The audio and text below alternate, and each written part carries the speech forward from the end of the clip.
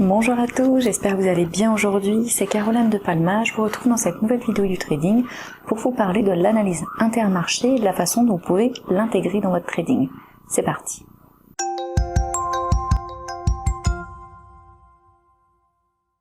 L'analyse intermarché est souvent décrite comme une forme d'analyse des marchés qui étudie et évalue l'activité de plusieurs actifs ou marchés les uns par rapport aux autres. Alors, comment cette méthode d'analyse fonctionne-t-elle vraiment? Quels sont les principes de l'analyse intermarché? Comment pouvez-vous en tirer parti dans votre trading? Voyons maintenant tout ce que vous devez savoir sur l'analyse intermarché avant de l'intégrer dans votre stratégie. L'analyse intermarché est le processus d'évaluation d'un investissement en examinant ses relations historiques avec d'autres marchés financiers. Cette théorie part du principe que les actifs comme les devises, les actions, les indices, les matières premières, les obligations, etc.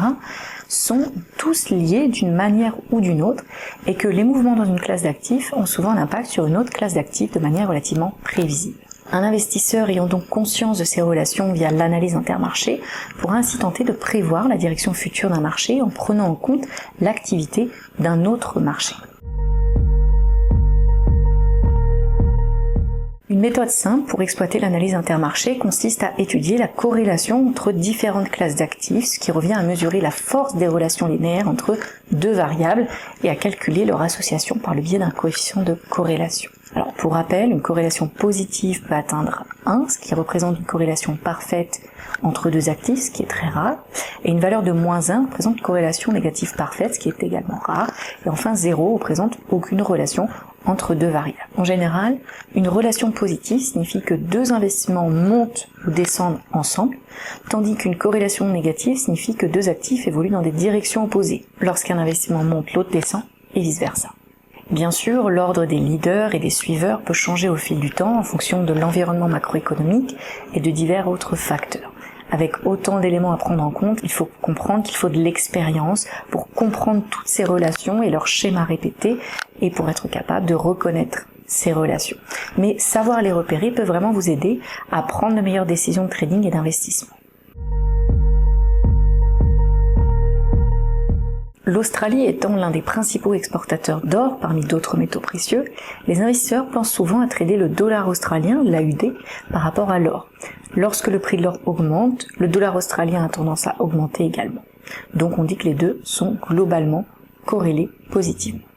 La devise de la Nouvelle-Zélande, le NZD, est également corrélée au prix de l'or, puisque le pays est aussi un grand producteur d'or et d'autres métaux précieux, donc la valeur du dollar néo-zélandais est souvent positivement corrélée au prix des métaux. De plus, l'économie de la Nouvelle-Zélande est fortement liée à celle de l'Australie, qui a historiquement une forte relation avec l'or. Le Canada et ses importantes exportations de pétrole vers les États-Unis ont un effet important sur la paire de devises USD-CAD.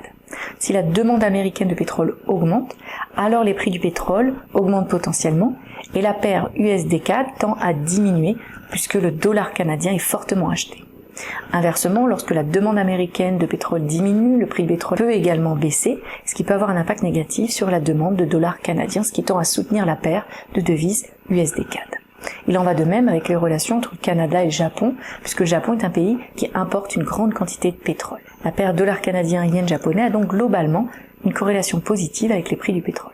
Les matières premières sont le plus souvent exprimées en dollars américains, et à ce titre, tout mouvement de l'USD, du dollar américain, peut affecter leur valeur. Donc, si le dollar américain baisse, les investisseurs d'autres devises peuvent potentiellement acheter une plus grande quantité de matières premières pour la même valeur monétaire qu'auparavant, ce qui peut conduire à une augmentation de la demande de matières premières et à une hausse de leur prix.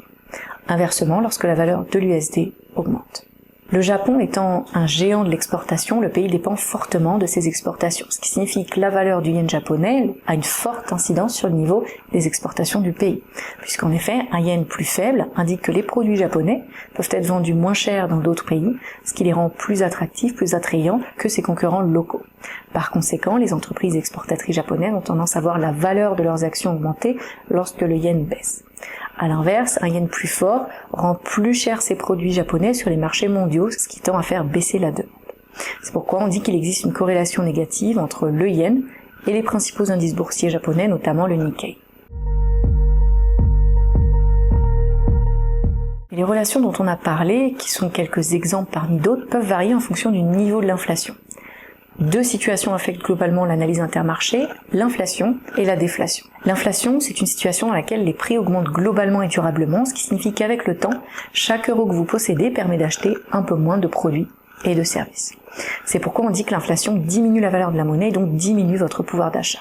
La déflation est une situation opposée à l'inflation puisqu'il s'agit d'une baisse durable et auto-entretenue du niveau général des prix. Les relations qui sont le plus manifestement affectées par l'inflation ou la déflation comprennent celles entre les obligations et les matières premières, les actions et les obligations, et les matières premières et le dollar américain. Donc dans un environnement économique inflationniste, les relations suivantes sont généralement observées. Les obligations et les actions ont une corrélation globalement positive, les obligations ayant tendance à bouger en premier et les actions ayant tendance à suivre. Donc l'analyse intermarché peut être utilisée ici pour essayer d'anticiper un mouvement de retournement de tendance sur le marché des actions en analysant le marché obligataire et tout potentiel retournement. Les obligations et les matières premières évoluent de manière inverse et le dollar américain et les matières premières évoluent de manière inverse également. Dans un environnement déflationniste, on observe les relations suivantes. Les obligations et les actions évoluent de manière inverse, les obligations et les matières premières évoluent dans des sens opposés, les actions et les matières premières évoluent globalement dans le même sens, et il existe toujours une corrélation négative entre les matières premières et le dollar américain. L'avantage d'utiliser l'analyse intermarché comme une partie de votre stratégie d'investissement, c'est d'avoir un meilleur aperçu des tendances qui émergeront à l'avance et de la direction que peuvent prendre d'autres investissements potentiels en fonction des classes d'actifs auxquelles ils appartiennent. Cette capacité d'analyse devrait vous permettre de profiter d'un taux de réussite plus élevé lorsque vous déterminez le moment où il faut sortir de vos positions actuelles ou au contraire entrer dans des positions plus prometteuses.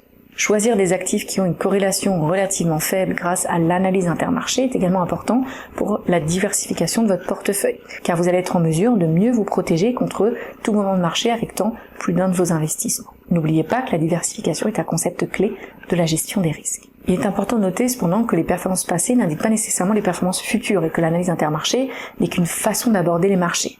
Elle vous permet d'avoir une compréhension de base de la façon dont les classes d'actifs évoluent les unes par rapport aux autres, ce qui est vraiment un avantage pour pouvoir repérer les meilleures opportunités de trading et d'investissement. Ça peut se faire à court terme avec des produits dérivés, des produits à effet de levier comme les CFD, par le biais de stratégies de scalping ou de day trading, ou via des stratégies d'investissement à moyen ou long terme avec des techniques plus conservatrices comme le buy and hold, c'est-à-dire l'achat et la conservation. Dans tous les cas, n'oubliez jamais de toujours suivre votre plan de trading, d'appliquer vos règles de gestion des risques et de l'argent, surtout lorsque vous tradez avec des produits à effet de levier qui sont plus risqués. Voilà pour cette vidéo sur l'analyse intermarché, j'espère qu'elle vous a aidé à mieux comprendre comment les classes d'actifs évoluent les unes par rapport aux autres. Je vous dis à bientôt sur la chaîne du trading.